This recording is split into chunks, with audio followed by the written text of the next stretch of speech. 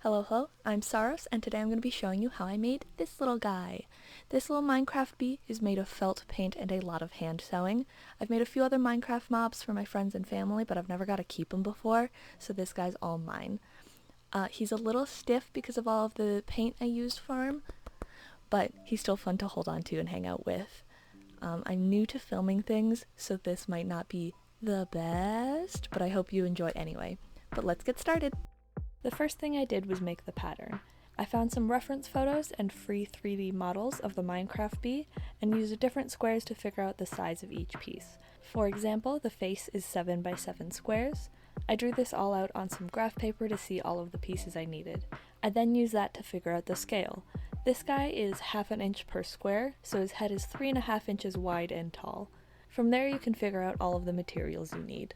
This is what I use. Craft felt in yellow, brown, black, and white, embroidery thread in matching colors, cheap acrylic craft paint in various yellows, browns, black, white, and blue, stuffing in pellets.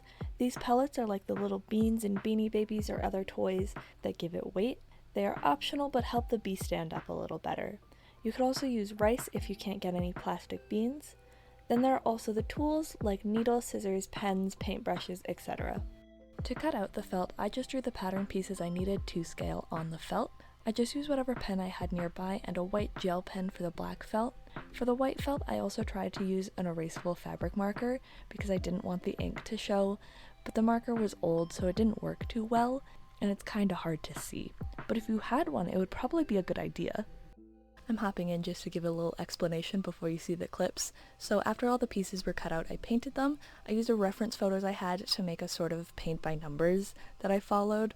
I also changed the colors a bit so there was only 4 different variations instead of like the 5 or 6 different like shades for like the yellow and brown. The yellow felt was also too neon, so I used some watered down paint to paint it all a good base color before I started. The acrylic paint makes the felt a little bit stiffer, so if you don't want that, you could just embroider like patches or the spots on in the different colors you want, or just paint less of it, just like a few accent spots. But I didn't really care. I'm not going to be like hugging him a whole bunch, so I didn't really mind too much. But now I'll let you watch this satisfying sped up painting part.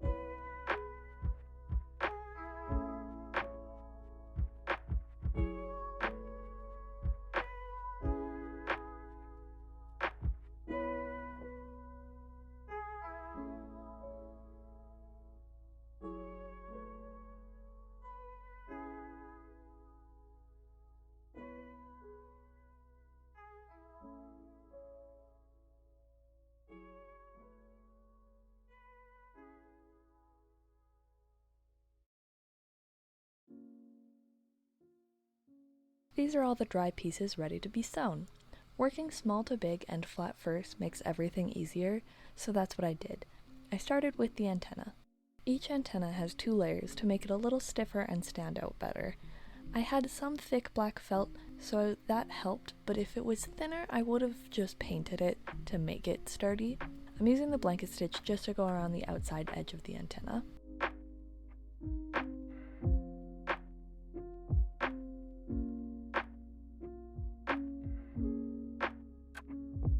Next I did the wing. The wing is also 2 layers, so I blanket stitched around the edge. Then for a little more security and decoration, I do a running stitch along the edge of the painted squares, which is what you get to see. To get a nice solid line of stitches that looks good on both sides, I do the running stitch and then I turn around and do the opposite to fill in the gaps.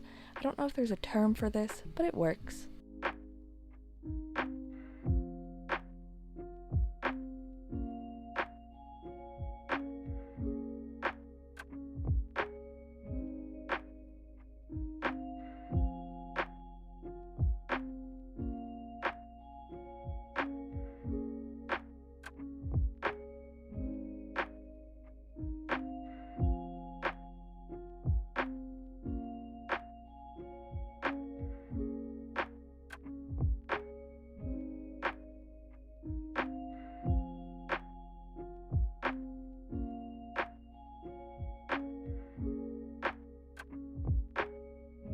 The legs are also put together using the blanket stitch, because the blanket stitch is the main construction stitch for any felt thing I make. The legs are put together by attaching all the sides together to get a tube, and then stitching the bottom of the foot on. This can be a little tricky because it is so small, but there are 6 legs, so you get a lot of practice.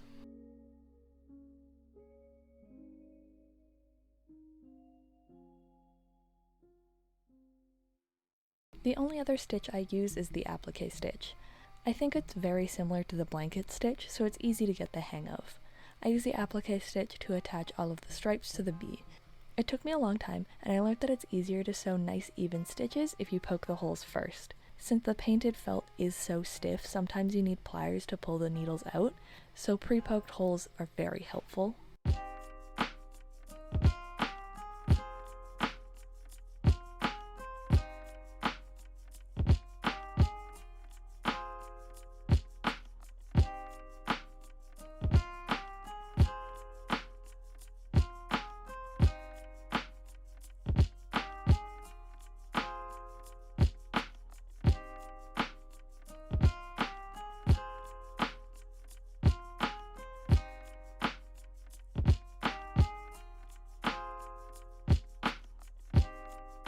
Hi, I'm here again. So that's putting all of the little bits together. I might make a video on all of the stitches because I use the same stitches for everything I do, and it's a little hard to see when the thread matches. Let me know if that would be something you'd be interested in. But now that you've got all of the little bits sewn together, it's time to attach them to the bigger bits. Still working flat, because you still want to work flat, so I'm attaching the little antenna on and stuff like that. First I attached the leg to the bottom. I marked where the leg was going by poking holes first, and then I filled the leg up with plastic beans in hopes of getting the bee to stand. I used a crochet hook to push the beans into the leg, but that's just because it was what was close by. Then I attached the leg by going up through the hole, catching the leg, and going down through the same hole. I did this around the corners and center of each leg, adding more beans when necessary. When I went around once, I went through all of the spaces between those previous stitches. So in the end I had 5 stitches on each side. Now since I make the bee legs rectangles instead of just sticks, like they are in Minecraft, I played around with the spacing a lot to make sure they look good, so it's not the most accurate, but it's still cute.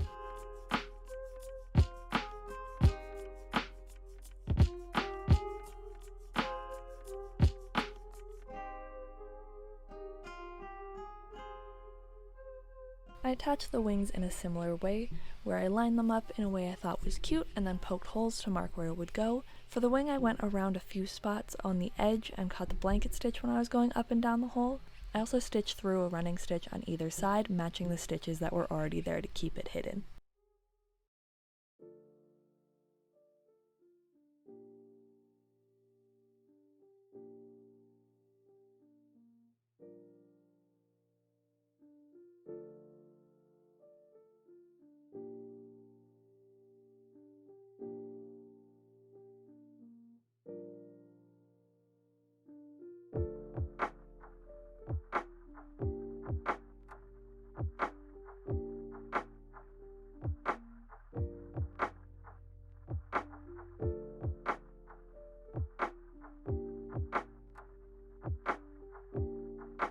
The antennas were attached the same way. Poke holes and catch the fabric when sewing through the holes.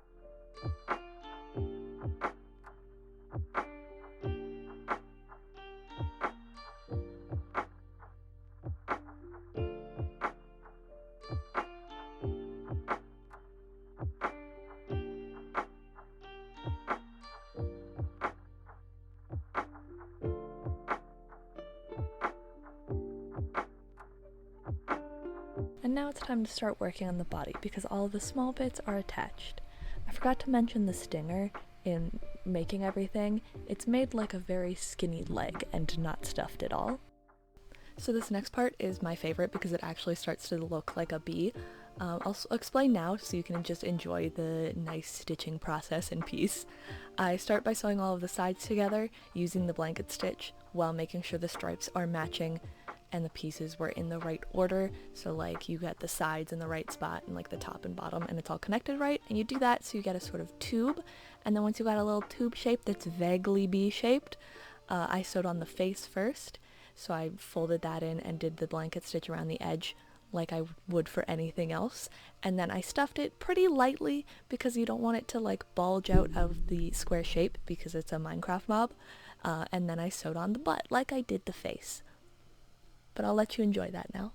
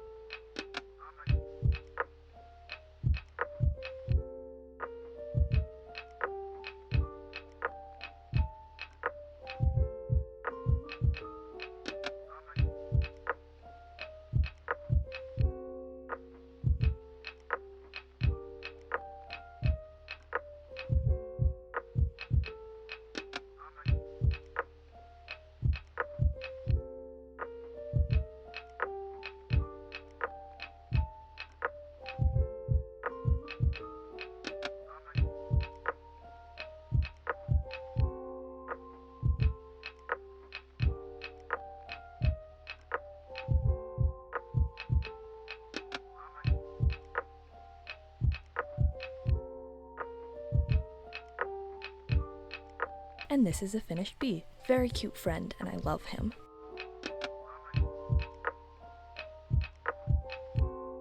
I hope you enjoyed watching me make this little bee and even possibly inspired you to make your own. I love him, and now I want to make so many more Minecraft mobs. It's a fairly simple process. This guy took me about 10 to 15 hours maybe. I wasn't really counting, but I did it in a week for a school project. I have plans to make a lot of the other mobs if I ever get the time, so tell me what I should do next. Do the YouTube stuff if you want, like subscribe or whatever. Let me know if you want to see me do more of these things, but thank you. Bye.